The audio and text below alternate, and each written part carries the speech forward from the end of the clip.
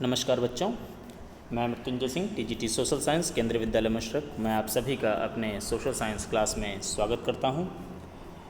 प्यारे बच्चों, आज मैं इस वीडियो में आपके साथ नेशनलिज्म इन इंडिया के डिफरेंट टॉपिक्स को डिस्कस करूंगा। इसके पहले मैंने एक वीडियो शेयर किया था इसी लेसन से संबंधित, जिसमें हमने डिफरेंट कॉन्सेप्ट्स पे, डिफरेंट टॉपिक्स पे डिस्कस किया था। जैसे आइडिया ऑफ सत्याग्रह क्या है, उसके बाद हमने रोलैट एक्ट पे डिस्कस किया था, फिर रोलैट सत्याग्रह पे डिस्कस किया था, फिर हमने जलियांवाला बाग मैसेक्री पे डिस्कस किया था। फिर से एक बार हम उसको रिकैप कर लेते हैं, जिससे हमें आगे के टॉपिक्स जो हैं उनको समझने में आसानी हो।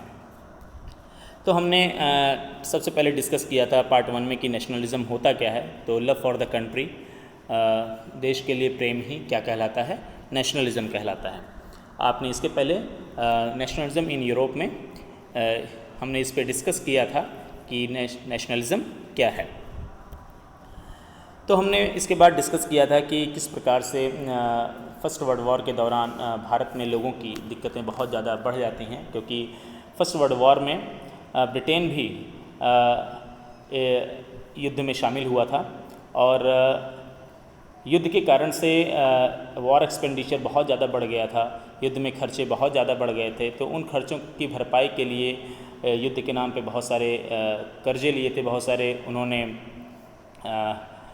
इस लोन लिया ब्रिटेन ने, जिसके कारण से उस लोन की भरपाई के लिए उन्होंने भारत में करों की वृद्धि की, टैक्सेस में इंक्रीज़ किया। तो जिससे लोगों की दिक्कतें बढ़ीं, खाने के दाम बढ़ गए, वस्तुओं के दाम बढ़ गए।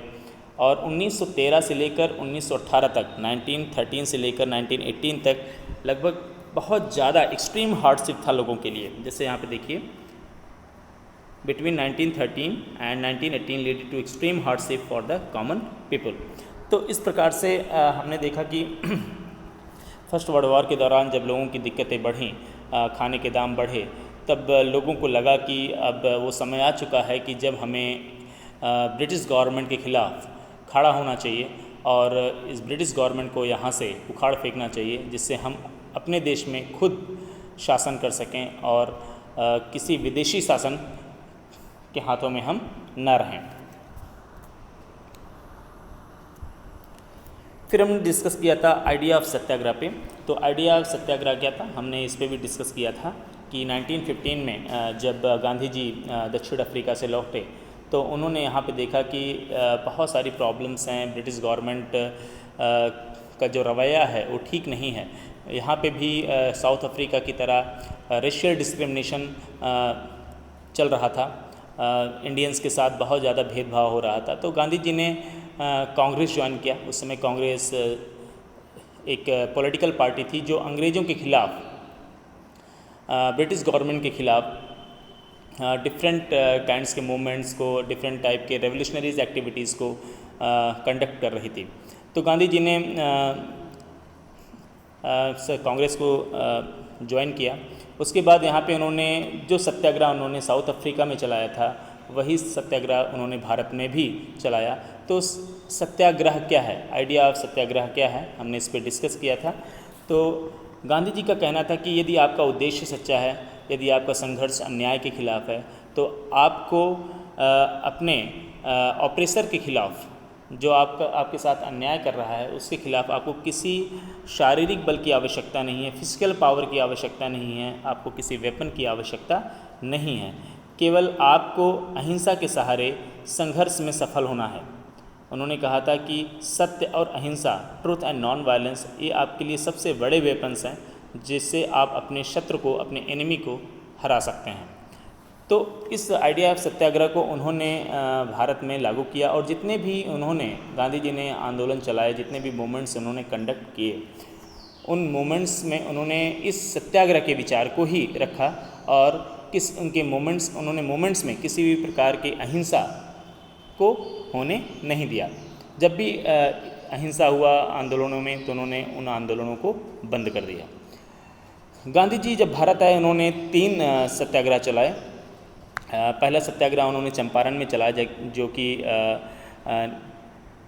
नील, जो कि इंडिगो प्लांटर्स के ख़िलाफ़ था, क्योंकि चंपारण में जो किसान थे वो नील के जो बागान की व्यवस्था थी उससे किसान बहुत ही परेशान थे और उन्होंने गांधी जी को चंपारण आने के लिए आग्रह किया और गांधी जी चंपारण आए। उन्होंने जो इंडिगो प्लांटर्स थे उनके खिलाफ सत्याग्रह किया और किसानों की मदद की। उसके बाद दूसरा सत्याग्रह उन्होंने खेड़ा में किया, गुजरात में, जो कि किसानों की मदद के लिए किया, क्योंकि वहाँ खेड़ा में बहुत ज़्यादा टैक्सेस लगाए जा रहे थे किसानों पे और किसान बहुत परेशान थे। तो गांधी जी ने खेड़ा में, गुजरात में दूसरा सत्याग्रह किया 1917 में ही।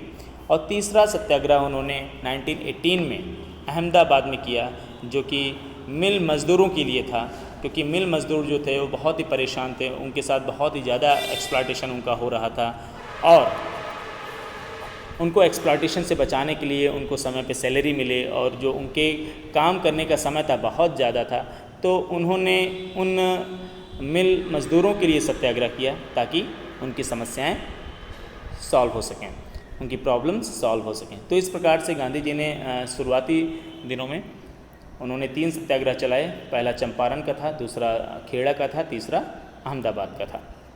इस पर हमने डिस्कस किया था। रोलैट एक्ट, तो रोलैट एक्ट क्या था, इस पर हम डिस्कस कर लेते हैं। तो हमने बताया था कि 1919 में रोलैट एक्ट लागू हुआ भारत में। तो रोलैट एक्ट क्या था कि रोलैट एक्ट में सरकार, जो ब्रिटिश गवर्नमेंट थी, वो डिफरेंट पॉलिटिकल एक्टिविटीज़ को, रेवोल्यूशनरीज एक्टिविटीज़ को सप्रेस करने के लिए, क्योंकि भारत में ब्रिटिश गवर्नमेंट के खिलाफ बहुत सारी क्रांतिकारी गतिविधियां हो रही थी, राजनीतिक गतिविधियां हो रही थी, जिससे ब्रिटिश सरकार परेशान थी। तो ब्रिटिश सरकार उन सभी गतिविधियों को जो ब्रिटिश सरकार के खिलाफ थी, उनको दबाने के लिए उन्होंने एक कानून पारित किया जिसे रोलैट एक्ट कहा गया। इस रोलैट एक्ट में ब्रिटिश पुलिस को इतनी पावर दे दी गई कि वो किसी भी भारतीय को शक के आधार पर गिरफ्तार कर सकती थी और 2 साल तक बिना मुकदमा चलाए जेल में बंद रखने का उनको अधिकार मिल गया था। तो इस प्रकार से ब्रिटिश गवर्नमेंट और ब्रिटिश पुलिस ने इस एक्ट का, इस कानून का दुरुपयोग किया। उन्होंने बहुत सारे पॉलिटिकल लीडर्स, बहुत सारे रेवोल्यूशनरीज़ को अरेस्ट किया और उनको डिटेंड किया गया 2 साल तक बिना किसी क्राइम के, बिना किसी इन्वॉल्वमेंट के, और उनको 2 साल तक जेल में रखा। तो गांधी जी ने देखा कि जो रोलैट एक्ट है ये बहुत ही ऑप्रेसिव है, इससे बहुत सारे जो निर्दोष लोग हैं, इनोसेंट हैं, या जो पॉलिटिकल लीडर्स हैं, उनको गिरफ्तार किया जा रहा है। तो उन्होंने 6 अप्रैल को एक रोलैट सत्याग्रह करने का ऐलान किया। He called for the Rowlatt Satyagraha on 6 अप्रैल 1919। तो इस प्रकार से विभिन्न शहरों में रैलीज और जो के आयोजन किए गए, रेलवे वर्कशॉप्स थे, वहाँ पे जो वर्कर्स थे वो स्ट्राइक पे चले गए, शॉप्स को बंद कर दिया गया। इस प्रकार से डिफरेंट प्लेसेस पे, डिफरेंट मोड्स में ये सत्याग्रह स्टार्ट हुआ।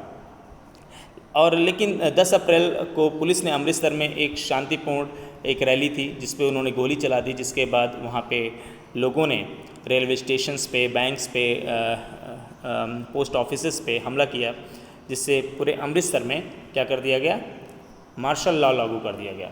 तो मार्शल लॉ क्या है, एक तरह का कर्फ्यू है। जैसे यहाँ पे देखिए हमने इस पर डिस्कस किया था। On 10 April police in Amritsar fired upon a peaceful procession provoking widespread attacks on banks, post offices, railway stations. Martial law was imposed and General Dyer took command. और जनरल डायर ने वहाँ पे कमान संभाल ली थी।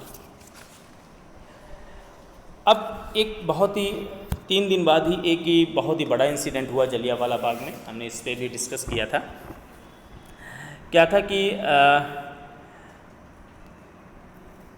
अमृतसर के 2 बहुत ही फेमस लीडर्स डॉक्टर सत्यपाल और सैफुद्दीन किचलू को गिरफ्तार कर लिया गया था रोलैट एक्ट के तहत, जिसके विरोध में 13 अप्रैल को लोगों ने जलियांवाला बाग, जो कि अमृतसर शहर से थोड़ा बाहर था, थोड़ा बाहर की तरफ है, तो वहाँ पे उन्होंने एक मीटिंग का आयोजन किया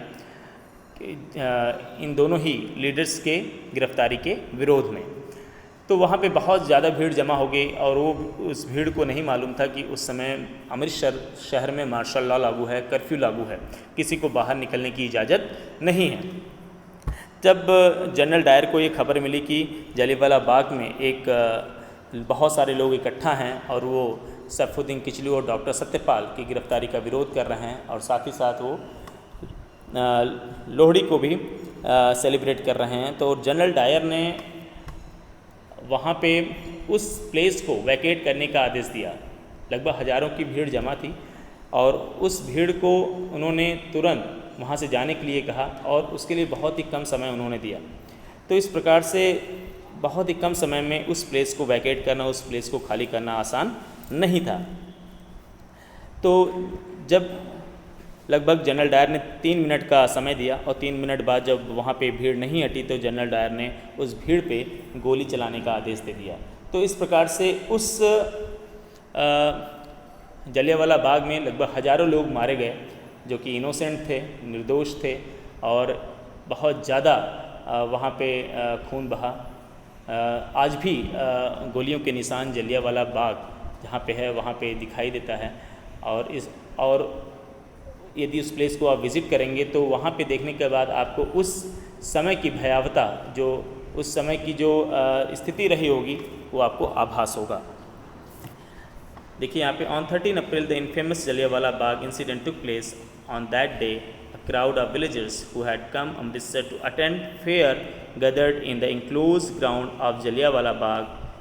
Being from outside of the city, they were unaware of martial law that had been imposed. Dyer entered the area, blocked the exit points and opened the fire on the crowd, killing hundreds. यहाँ पे मैंने आपको part first में बताया था कि British report में British government की जो ऑफिशियल रिपोर्ट थी उसमें लगभग 379 लोगों के मारे जाने की खबर थी, लेकिन वास्तव में रियलिटी में संख्या बहुत ज़्यादा थी। मरने वालों के नंबर्स बहुत ज़्यादा थे, लगभग हज़ारों की संख्या में लोग मारे गए थे। खिलाफत मूवमेंट। अब खिलाफत मूवमेंट क्या था इस पे हम डिस्कस कर लेते हैं। अब खिलाफत मूवमेंट महात्मा गांधी पूरे भारत में और भी ज़्यादा बहुत ही बड़ा आंदोलन खड़ा करना चाहते थे, लेकिन उनका मानना था कि हिंदू मुसलमानों को एक दूसरे के नज़दीक लाए बिना ऐसा कोई आंदोलन नहीं चलाया जा सकता। आपको मैं बता दूं कि उस समय जो हिंदूज़ थे और मुस्लिम्स थे वो अलग अलग हो चुके थे, क्योंकि जो हिंदूज़ की पार्टी थी उसको कांग्रेस कहा जाता था, जो मुस्लिम्स की पार्टी थी उसको मुस्लिम लीग कहा जाता था। हिंदुओं और मुस्लिमों के बीच में जो दूरियाँ थी बढ़ गई थी, इसका भी कारण ब्रिटिश गवर्नमेंट थी, क्योंकि ब्रिटिश गवर्नमेंट की पॉलिसी ही थी फूट डालो शासन करो, डिवाइड एंड रूल। उन्होंने पहले हिंदुओं और मुस्लिमों को अलग कर दिया था। तो गांधी जी का मानना था कि बिना हिंदुओं और मुस्लिमों को एक लाए हुए कोई एक ऐसा बड़ा आंदोलन नहीं खड़ा किया जा सकता है। तो पहले विश्व युद्ध में जो ऑटोमन टर्की था उसकी हार हो चुकी थी। ऑटोमन टर्की, जिसको इस समय टर्की के नाम से जाना जाता है, तो ऑटोमन टर्की को ब्रिटेन ने हरा दिया था। और जो खलीफा था, जो ऑटोमन टर्की का जो हेड हुआ करता था, उसकी सारी पावर्स को ब्रिटेन ने छीन लिया था, जिसके कारण से खलीफा की सारी जितनी भी पावर्स थीं उनको कम कर दिया गया था, जिसके कारण से पूरे विश्व के जो मुस्लिम थे, पूरे वर्ल्ड के जो मुस्लिम्स थे वो नाराज़ थे ब्रिटेन से, और साथ ही साथ भारत के जो मुस्लिम्स थे वो भी नाराज़ थे। तो उन्होंने ब्रिटिश गवर्नमेंट के खिलाफ एक कमेटी का गठन किया मार्च 1919 में, जिसको खिलाफत कमेटी कहा गया। और इस खिलाफत कमेटी को कॉन्स्टिट्यूट किसने किया? मोहम्मद अली और शौकत अली ने। यहाँ पे आप देखिए, the first world war had ended with the defeat of Ottoman Turkey to defend the khalifa's temporal powers. Khilafat committee was form in Bombay March 1919। तो मार्च 1919 में खिलाफत कमेटी का गठन किया गया। तो दो मुस्लिम लीडर्स मोहम्मद अली और शौकत अली, जो कि भाई थे, उन्होंने महात्मा गांधी के साथ एक बड़े आंदोलन को शुरू करने के लिए उन्होंने डिस्कस किया और उन्होंने इच्छा जताई कि महात्मा गांधी एक ऐसा बड़ा आंदोलन खड़ा करें ब्रिटिश गवर्नमेंट के खिलाफ, जिससे जो खलीफा की जो पावर है वो वापस उनको दे दी जाए, उनकी पावर्स को रिस्टोर कर दिया जाए। तो गांधी जी ने इसको एक बहुत ही गुड अपॉर्चुनिटी के रूप में देखा कि ये समय है कि जब हिंदुओं और मुस्लिमों को यूनाइट किया जा सकता है। ठीक, तो उन्होंने क्या किया कि सितंबर, देखिए यहाँ पे, Mahatma Gandhi about possibility of united mass action on the issue of Calcutta session of Congress in September 1920. He convinced other leaders of need of start a non-cooperation movement in support of खिलाफत as well as for Swaraj. तो इस प्रकार से सितंबर 1920 में कांग्रेस के Calcutta session में महात्मा गांधी ने दूसरे नेताओं को भी राजी कर लिया कि खिलाफत आंदोलन के समर्थन और स्वराज के लिए एक असहयोग आंदोलन शुरू किया जाना चाहिए। तो इस प्रकार से खिलाफत मूवमेंट स्टार्ट हुआ असहयोग आंदोलन के साथ। तो कभी कभी आपके एग्ज़ाम में क्वेश्चन आता है खिलाफत मूवमेंट क्या था, तो खिलाफत मूवमेंट में आप लिखेंगे कि फर्स्ट वर्ल्ड वॉर में ऑटोमन टर्की की हार होती है, जिसमें खलीफा के सारे पावर्स को कम कर दिया जाता है, उसकी पावर्स को लिमिट में कर दिया जाता है, कर्टेल कर दिया जाता है। तो खलीफा के पावर्स को रिस्टोर करने के लिए भारत में एक आंदोलन चलाया गया, जिसको चलाने का श्रेय शौकत अली, मोहम्मद अली और महात्मा गांधी को जाता है, जिसे खिलाफत मूवमेंट कहा गया। ऑटोमन टर्की,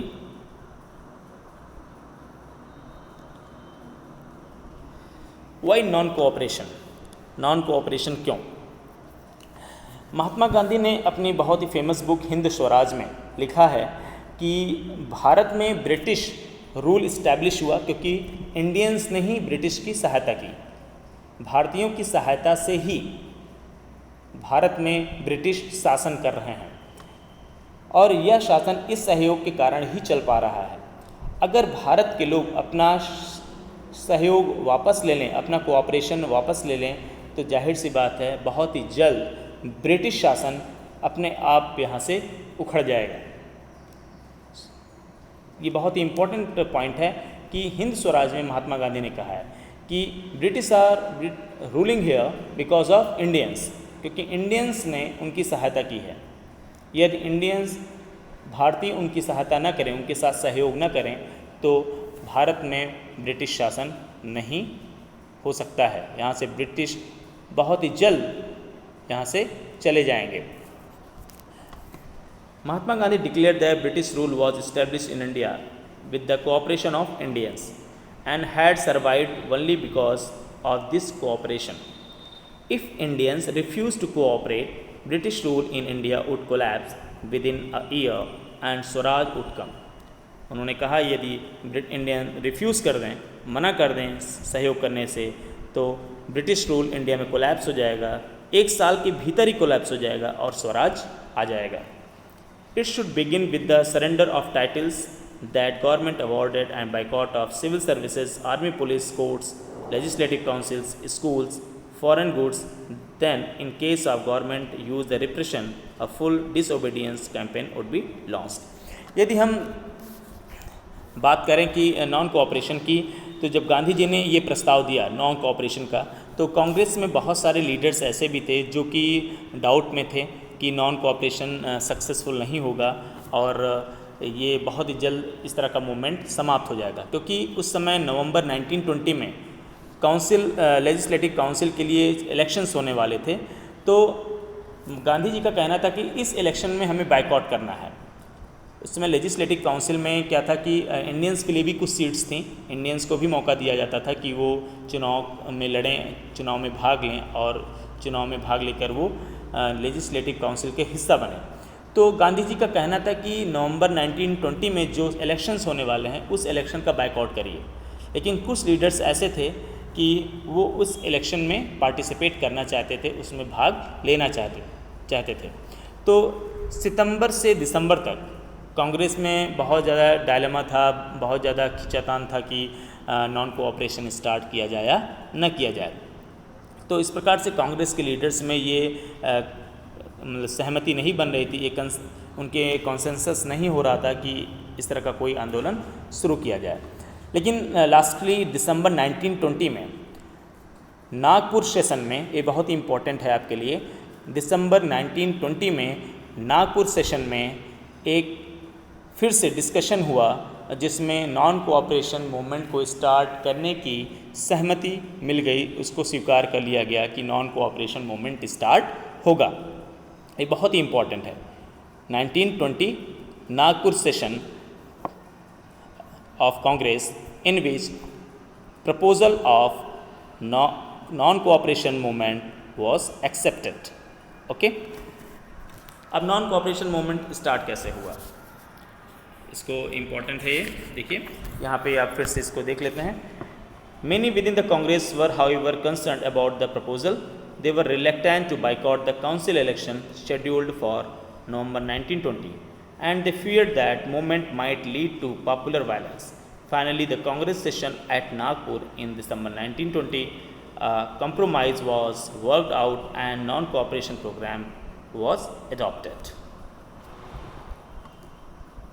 देखिए यहाँ पे पिक्चर में आप देखिए, The boycott of foreign cloth, July 1922, foreign cloth was seen as symbol of Western economic and cultural domination. Differing strands within the movement. आंदोलन के भीतर अलग अलग धाराएं। जब असहयोग और खिलाफत मूवमेंट जनवरी 1920 में शुरू हुआ तो इस आंदोलन में डिफरेंट सोशल ग्रुप्स ने पार्टिसिपेट किया। हर सोशल ग्रुप की अपनी डिमांड थी, उनकी अपनी आकांक्षाएं थी, उनकी अपनी एस्पिरेशन थी और उन्होंने इस मोमेंट में पार्टिसिपेट किया कि उनके जो उद्देश्य हैं, उनके जो गोल्स हैं वो फुलफ़िल होंगे। उन्होंने, गांधी जी ने जब इस नॉन कोऑपरेशन मूवमेंट को स्टार्ट किया तो उनको एक आशा दिखी कि उनकी जो समस्याएं हैं, उनकी जो प्रॉब्लम्स हैं वो सॉल्व होंगी इस आंदोलन से, इसलिए उन्होंने आंदोलन में पार्टिसिपेट किया। तो शहरों में आंदोलन किस प्रकार से स्टार्ट हुआ इस पे हम डिस्कस कर लेते हैं। Non cooperation Khilafat movement began in January 1921। Various social groups participated in this movement. Teachers resigned, lawyers gave up the legal practices, foreign goods were boycotted, liquor shops picketed and foreign cloths burn in huge bonfires. शहरों में आंदोलन कैसे शुरू हुआ कि teachers जो थे, क्योंकि गांधी जी ने कहा है कि हमें सहयोग बिल्कुल भी नहीं करना है गवर्नमेंट के साथ। उन्होंने जितने भी इंडियंस थे उनसे अपील किया कि वो ब्रिटिश गवर्नमेंट के साथ कोऑपरेट ना करें। तो गांधी जी की पॉपुलैरिटी उस समय बहुत ज़्यादा थी और सभी लोगों ने इनकी बातों को माना। जो टीचर्स थे, जो अध्यापक थे, उन्होंने रिज़ाइन कर दिया, त्यागपत्र दे दिया। लॉयर्स जो कि ब्रिटिश कोर्ट्स में प्रैक्टिसेस करते थे, उन्होंने उन प्रैक्टिसेस को करना छोड़ दिया। लोगों ने फॉरेन गुड्स को बाइकआउट किया। लिकर शॉप्स, शराब की दुकानों पे धरना दिया गया, उनको बंद करा के उनके सामने धरना दिया गया। लोग उन दुकानों के सामने बैठ गए कि शराब की दुकानें नहीं खुलेंगी। Foreign cloths burn in huge bonfire, जो फॉरेन क्लॉथ्स थे, जो विदेशी कपड़े थे, जो ब्रिटेन से भारत आते थे, जो कपड़े जो कि बहुत ज़्यादा डिमांडेड थे उस समय क्योंकि उनके दाम बहुत ही कम हुआ करते थे, तो उन सभी कपड़ों को जलाया गया, उनकी होलिका जलाई गई। But this movement in the cities gradually slowed down for variety of reasons. Khadi cloth was often more expensive than mass produced mill cloth. Poor people could not afford to buy. जब शहरों में आंदोलन शुरू हुआ तो शहरों में आंदोलन शुरू होने के कारण से जो भी मिडिल क्लास के लोग थे उन्होंने इसमें हिस्सा लिया, जिसमें बहुत सारे जो स्टूडेंट्स थे उन्होंने कॉलेजेस छोड़ा, स्कूल छोड़ दिया। जो टीचर्स थे उन्होंने रिज़ाइन किया। जो एडवोकेट्स थे, जो लॉयर्स थे, उन्होंने अपने लीगल प्रैक्टिसेस को करना छोड़ दिया। बहुत सारे पॉलिटिकल लीडर्स ने जो काउंसिल इलेक्शन होना था उस काउंसिल इलेक्शन का उन्होंने बाइकआउट किया। तो इस प्रकार से कह सकते हैं कि सोसाइटी के, समाज के जितने भी वर्ग थे, सभी वर्गों ने, जितने भी सेक्शंस थे, सभी ने इसमें पार्टिसिपेट किया और इसका बहुत ही बुरा असर पड़ा ब्रिटिश गवर्नमेंट पे, ब्रिटेन की अर्थव्यवस्था पे, ब्रिटेन की इकोनॉमी पे, क्योंकि 1920 से 21 से लेकर 1922 के बीच में जो फॉरेन क्लॉथ से जो उनका इंपोर्ट होता था ब्रिटेन से इंडिया, वो आधा रह गया, जिसकी कीमत, जिसका प्राइस 102 करोड़ से लेकर 57 करोड़ रह गई। तो इस प्रकार से नॉन कोऑपरेशन मूवमेंट जब स्टार्ट हुआ तो इसका बहुत ही बुरा असर पड़ा ब्रिटिश गवर्नमेंट की इकोनॉमी पे, क्योंकि जो विदेशी कपड़े ब्रिटेन से भारत आते थे वो क्या हो गए, आधे हो गए। लोगों ने कपड़े पहनना छोड़ दिया तो उसकी डिमांड कम हो गई, तो उसका इंपोर्ट भी क्या हो गया, बहुत ही कम हो गया, जिससे ब्रिटिश गवर्नमेंट को लगभग 50 करोड़ का नुकसान हुआ। बहुत सारे जो ट्रेडर्स थे, बहुत सारे जो शॉप कीपर्स थे, उन्होंने विदेशी सामानों को बेचना छोड़ दिया, जिससे क्या हो गया कि बहुत ज़्यादा नुकसान हुआ ब्रिटिश गवर्नमेंट को। लेकिन कुछ समय बाद ये देखा गया कि धीरे धीरे शहरों में ये आंदोलन स्लो हो गया, धीरे पड़ गया। उसके बहुत सारे कारण थे। पहला कारण ये था कि जब लोगों ने विदेशी कपड़े छोड़कर खादी को पहनना शुरू किया तो शुरू में तो लोगों को लगा कि ये बहुत ही अच्छा है कि खादी हम पहनेंगे, हमारे देश का बना ही कपड़ा है। लेकिन आपको जानकारी मालूम होगा कि खादी जो होता था वो हाथों से बुना जाता था, वो हैंड वोवन क्लॉथ था जो कि बहुत ही महंगा हुआ करता था और अमीर लोग ही, रिच पीपल ही उसको पहन सकते थे। गरीब लोगों के बस की बात नहीं थी कि वो खादी को पहने। Poor people could not afford the price of khadi. तो इस प्रकार से फिर से लोगों के पास ऑप्शंस नहीं थे, फिर से उन्होंने विदेशी कपड़ों को पहनना शुरू कर दिया। और इसके अलावा जिन विद्यार्थियों ने कॉलेजेज और स्कूल्स छोड़े थे, अब उनके सामने समस्या होगी कि उनकी एजुकेशन कहाँ होगी, क्योंकि उन्होंने अंग्रेजी स्कूलों में पढ़ना तो छोड़ दिया था, लेकिन अंग्रेजी स्कूलों के बदले कोई भी ऐसे स्कूल नहीं खुले जो कि भारतीयों के द्वारा वो चलाए जाते हों। तो इस प्रकार से जो विद्यार्थी थे फिर से वो अंग्रेजी स्कूलों में लौट गए। लॉयर्स के सामने भी यही समस्या थी कि वो प्रैक्टिस कहाँ करें। कोई भी इंडियन कोर्ट्स नहीं ओपन किए गए जहाँ पे वो अपनी प्रैक्टिसेस कर सकें। तो इस प्रकार से धीरे धीरे जितने भी लोगों ने इस आंदोलन में पार्टिसिपेट किया था उनके पास कोई अल्टरनेटिव नहीं दिखा, उनके सामने कोई विकल्प नहीं दिखा कि वो भविष्य में क्या करें। तो इस प्रकार से फिर से उन्होंने उन सभी चीज़ों को किया जो पहले करते थे और शहरों में क्या हुआ, आंदोलन बहुत ही स्लो हो गया। यहाँ पे देखिए, khadi cloth was often more expensive than mass produce mill cloth and poor could not afford to by it. From cities, non-cooperation movement spread to countryside. People of villages, tribal areas, cities were joined together the non-cooperation movement. तो सबसे पहले जो ये non cooperation movement था ये शहरों में फैला, शहरों में शुरू हुआ, लेकिन धीरे धीरे शहरों से ये किधर गया, गांव की तरफ, ग्रामीण इलाकों में, ग्रामीण क्षेत्रों में। तो ग्रामीण क्षेत्रों में भी ये आंदोलन फैल गया। जब ये ग्रामीण क्षेत्रों में ये आंदोलन फैला तो ग्रामीण क्षेत्रों में बहुत सारी समस्याएं थी, बहुत सारी प्रॉब्लम्स थी।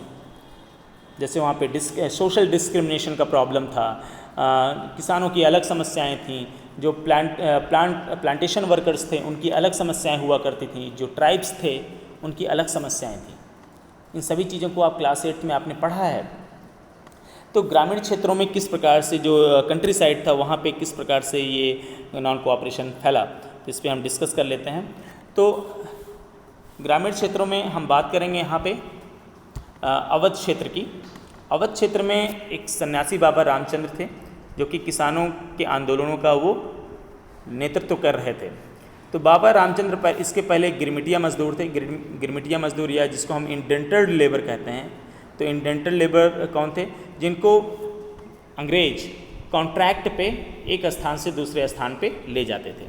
तो इस प्रकार से जो बाबा रामचंद्र ने अवध क्षेत्र में किसान आंदोलन का उन्होंने नेतृत्व किया और उन्होंने जो जमींदार थे, जो छोटे किसानों का बहुत ज़्यादा एक्सप्लॉयटेशन किया करते थे, उन्होंने उन सभी ज़मींदारों का बाइकआउट करने का ऐलान किया कि जो छोटे किसान हैं, जिनके साथ बहुत ही ज़्यादा अन्याय हो रहा है, इनजस्टिस हो रहा है, जिनसे बहुत ज़्यादा टैक्सेस लिए जा रहे हैं, जिनसे बेगार कराया जाता है। बेगार का मतलब होता है किसी से काम कराइए और उनको पैसा मत दीजिए। तो इस प्रकार से बाबा रामचंद्र ने ज़मींदारों का बाइकआउट करना शुरू किया। जब गांधी जी को ये मालूम चला कि अवध क्षेत्र में एक किसान आंदोलन चल रहा है तो उन्होंने नेहरू जी को भेजा और नेहरू जी ने यहाँ पर बाबा रामचंद्र के साथ एक एसोसिएशन, एक संगठन का निर्माण किया जिसे अवध किसान सभा कहा गया। तो इस प्रकार से अवध किसान सभा ने अवध क्षेत्र में उन्होंने नॉन कोऑपरेशन मूवमेंट को चलाया। लेकिन ये नॉन कोऑपरेशन मूवमेंट एक अलग तरीके का स्टार्ट हुआ, क्योंकि 1921 में जब ये मूवमेंट फैला अवध में बाबा रामचंद्र के नेतृत्व में, तो ये मूवमेंट वायलेंट हो गया। बाज़ारों में लूटपाट होने लगी, व्यापारियों और ज़मींदारों के घरों पे हमले होने लगे। जो अनाज के, जो ग्रेन के गोडाउंस थे उन पे कब्जा कर लिया गया। ठीक है, बहुत सारे स्थानों पे स्थानीय नेता किसानों को समझा रहे थे कि गांधी जी ने ऐलान किया है कि अब कोई लगान नहीं भरेगा और ज़मीन गरीबों में बांट दी जाएगी। तो इस प्रकार से अवध में जो किसान थे उनका अलग ही इंटरप्रिटेशन था कि नॉन कोऑपरेशन मूवमेंट क्या है। गांधी जी का कहना था कि किसी भी मूवमेंट में वायलेंस नहीं होगा, लेकिन अवध में जो मूवमेंट हुआ वहाँ पे वायलेंस हुआ, जिसके कारण से गांधी जी बहुत दुखी थे। तो इस प्रकार से देखा जाए तो अलग अलग तरीके से लोगों ने इसको इंटरप्रेट किया। प्लांटेशंस में किस प्रकार से नॉन कोऑपरेशन मूवमेंट शुरू हुआ। Workers too had their own understanding of Mahatma Gandhi and notion of swaraj under the inland emigration act 1859 plantation worker were not permitted to leave the tree gardens without permission. When they heard the non-cooperation movement, thousands of workers defied the authorities, left the plantation and headed the home. Assam की जब plantations में जब non cooperation movement की खबर पहुंची तो वहाँ पे जो काम करने वाले प्लांटेशन वर्कर्स थे उन्होंने अपने तरीके से नॉन कोऑपरेशन के इस मूवमेंट को एक्सप्लेन किया। एक अलग तरीके से उन्होंने इस नॉन कोऑपरेशन मूवमेंट को लिया। उस समय ब्रिटिश गवर्नमेंट ने एक एक्ट लागू किया था जिसे क्या कहा गया, inland emigration act 1859। Inland emigration act के तहत जो प्लांटेशन वर्कर्स थे उनको प्लांटेशन छोड़ने की इजाज़त नहीं थी। वो प्लांटेशन को छोड़कर अपने घरों को वापस नहीं जा सकते थे बिना इजाज़त के, बिना परमिशन के। लेकिन जब नॉन कोऑपरेशन मूवमेंट की न्यूज़ प्लांटेशंस में पहुंची तो बहुत सारे वर्कर्स ने जो कि प्लांटेशंस में काम करते थे उन्होंने अपने अथॉरिटीज़ को, अपने प्रशासन को उन्होंने मानने से, उनके आदेशों को मानने से इनकार कर दिया और उन्होंने प्लांटेशंस को छोड़ दिया और अपने घरों को मूव कर गए। ठीक, लेकिन बहुत ही जल्दी उनको ये मालूम चल गया कि स्थिति बहुत ही एडवर्स है और बहुत सारे जो प्लांटेशन वर्कर्स थे वो अपने घरों को नहीं पहुंच पाए और वो उनको बीच में ही पकड़ लिया गया और उनको मारा गया, उनकी बुरी तरीके से पिटाई की गई। तो इस प्रकार से देखा जाए तो जो डिफरेंट ग्रुप्स थे, सोशल ग्रुप्स थे, उन्होंने अपने अपने तरीके से नॉन कोऑपरेशन मूवमेंट को डिफ़ाइन किया। उन्होंने अलग अलग तरीके से नॉन कोऑपरेशन मूवमेंट को लिया। और हम डिस्कस कर लेते हैं एक और ट्राइब्स के बारे में हम डिस्कस कर लेते हैं, किस प्रकार से ट्राइब्स ने नॉन कोऑपरेशन मूवमेंट को लिया। तो आंध्र प्रदेश के गुडेम हिल्स में एक बहुत ही 1920 में एक बहुत ही फियर्स गुरिल्ला मूवमेंट फैल गया था जिसको कांग्रेस ने कभी एक्सेप्ट नहीं किया। तो देखा जाए तो जो ट्राइब्स थे वो जंगलों में रहते थे। आपने पढ़ा है क्लास 8 में कि उस समय वन कानून लागू हुआ था। वन कानून लागू होने के कारण से, जो फॉरेस्ट एक्ट लागू होने के कारण से बहुत सारे जो ट्राइब्स थे, आदिवासी थे, वो परेशान थे क्योंकि आदिवासी जंगलों में ही रहते हैं। तो कारण क्या था कि जो आदिवासी जब फॉरेस्ट एक्ट लागू हो गया था तो इन आदिवासियों को जंगलों से बाहर कर दिया गया। उनको जंगलों में कोई भी एक्टिविटी करने की इजाज़त नहीं दी गई, जंगलों में वो इंटर नहीं कर सकते थे। तो इस प्रकार से आदिवासियों की समस्याएं बहुत ज़्यादा थीं और उनकी जो रोजी रोटी थी, जो उनका लाइवलीहुड था, उस पर असर पड़ने लगा था। तो इस प्रकार से ट्राइब्स ने भी अपना एक आंदोलन शुरू किया अल्लूरी सीताराम राजू के नेतृत्व में। ठीक है, अ tribe movement was started under the leadership of Alluri Sitaram Raju.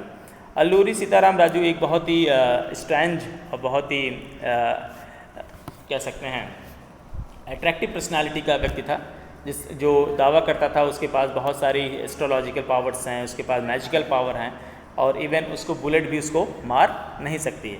तो इस प्रकार से उसने ट्राइब्स का एक संगठन खड़ा किया, आदिवासियों का एक संगठन खड़ा किया जो अंग्रेज़ों के खिलाफ था। जब महात्मा गांधी का ये नॉन कोऑपरेशन मूवमेंट आदिवासी क्षेत्रों में पहुंचा तो आदिवासियों ने भी नॉन कोऑपरेशन मूवमेंट में पार्टिसिपेट किया।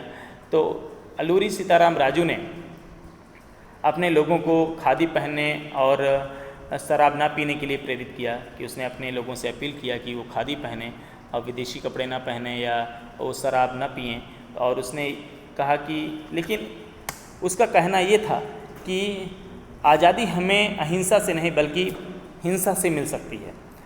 Alluri Sitaram Raju did not believe in non violence, he believed in violence. उसका कहना था बिना बल प्रयोग के, बिना हथियारों के आज़ादी नहीं मिल सकती है। इसके लिए जो गुडेम के जो रेबेलियंस थे उन्होंने पुलिस थानों पे हमले किए, जो ब्रिटिश ऑफिसर्स थे उनको मारने की कोशिश की और स्वराज्य प्राप्त करने के लिए वो लगातार युद्ध करते रहे। लास्टली अल्लूरी सीताराम राजू को पकड़ लिया गया और 1920 में उसे फांसी दे दी गई। इस प्रकार से हमने देखा कि नॉन कोऑपरेशन मूवमेंट जो कि स्टार्ट हुआ, गांधी जी के द्वारा स्टार्ट किया गया और ये डिफरेंट एरियाज़ में ये फैला। शहरों में पहले शुरू हुआ, फिर उसके बाद ग्रामीण क्षेत्रों में फैला, उसके बाद ट्राइबल एरियाज़ में भी ये फैला। लेकिन हर क्षेत्र में इस नॉन कोऑपरेशन मूवमेंट का अलग अलग इंटरप्रिटेशन किया गया, अलग अलग तरीके से इसकी एक्सप्लेनेशन की गई। ठीक है, तो आई होप दैट आपको ये चीज़ें समझ में आई होंगी। टूवर्ड्स डिसओबीडियंस, इन फरवरी 1922 एक घटना हुई, जिस घटना के बाद गांधी जी को लगा कि ये मूवमेंट जो है ये वायलेंट हो चुका है और अब इस मूवमेंट को बंद करना ही ठीक है।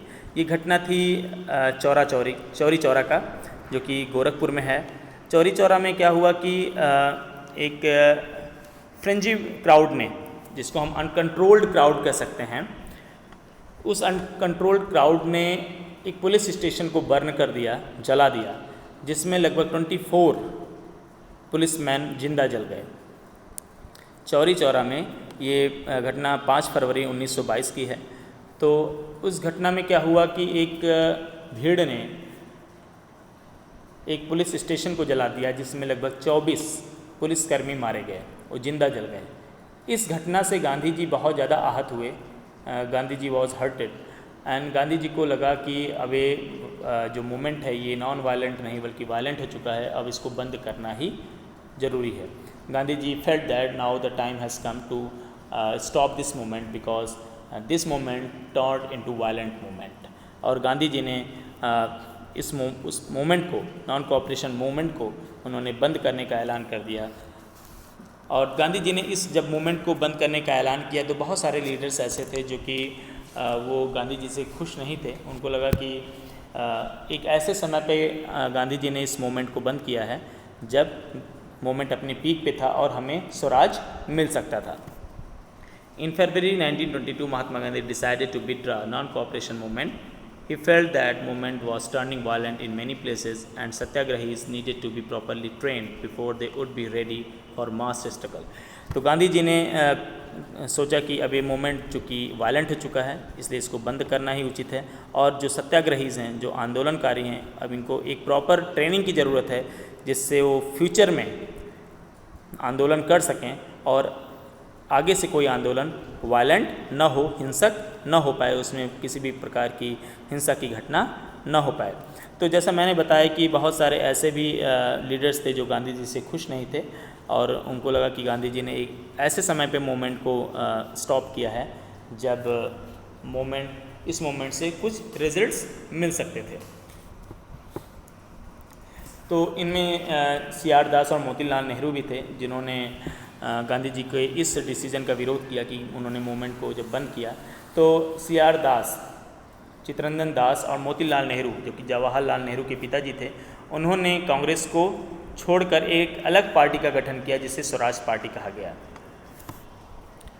ठीक है, क्या कहा गया? जिसको स्वराज पार्टी कहा गया। और स्वराज पार्टी ने आने वाले जो इलेक्शंस थे उसमें पार्टिसिपेट करने का निर्णय लिया है। यहाँ पे देखिए, within the Congress some leaders were by now tried to mass struggle and wanted to participate in election to provincial councils that had been set up by the government of India act 1919। तो कुछ ऐसे leaders थे जो आने वाले elections में participate करना चाहते थे, प्रोविंशियल काउंसिल इलेक्शंस में। इनमें CR दास और मोतीलाल नेहरू भी थे। उनका कहना था कि यदि हमें ब्रिटिश गवर्नमेंट को अपोज करना है, उसका विरोध करना है, तो हमें शासन में रहकर ही, गवर्नमेंट का हिस्सा बनकर ही उसका विरोध कर सकते हैं। जब तक हम गवर्नमेंट का हिस्सा नहीं बनेंगे, हम गवर्नमेंट का विरोध नहीं कर सकते हैं। तब उन्होंने गवर्नमेंट जो आने वाले इलेक्शंस थे उसमें पार्टिसिपेट करने का निर्णय लिया और they felt that it was important to oppose British policies within the councils. देखिए यहाँ पे बहुत इंपॉर्टेंट लाइन है, he felt that it was important to oppose British policies within the council. उन्होंने कहा कि यदि हमें ब्रिटिश पॉलिसीज़ को अपोज करना है, उसका विरोध करना है, तो हमें काउंसिल का हिस्सा बनना पड़ेगा, तभी हम उसका विरोध कर सकते हैं। जैसे आज के समय में यदि आप संसद का हिस्सा नहीं हैं तो आप सरकार की नीतियों का विरोध नहीं कर सकते हैं, आपके पास कोई भी लीगल पावर नहीं होगी आप। लेकिन अब यह संसद का हिस्सा हैं तो आप संसद में सरकार की नीतियों का विरोध कर सकते हैं। ठीक उसी प्रकार से उस समय CR दास और मोतीलाल नेहरू जैसे लीडर्स का कहना था कि हमें यदि सरकार का विरोध करना है, उसकी नीतियों का विरोध करना है, तो हमें काउंसिल का हिस्सा बनना पड़ेगा और आने वाले इलेक्शंस में हमें चुनाव लड़ना पड़ेगा। तो आई होप दैट आपको ये इतना टॉपिक समझ में आया होगा, और जो भी आपकी प्रॉब्लम्स हैं, जो भी आपकी क्वेरीज़ हैं, आप इसको मुझे बताइए और मैं आपकी प्रॉब्लम्स को सॉल्व करने का प्रयास करूंगा। और जो नेक्स्ट टॉपिक्स हैं इसको मैं नेक्स्ट वीडियो में आपके साथ शेयर करूंगा। Thank you.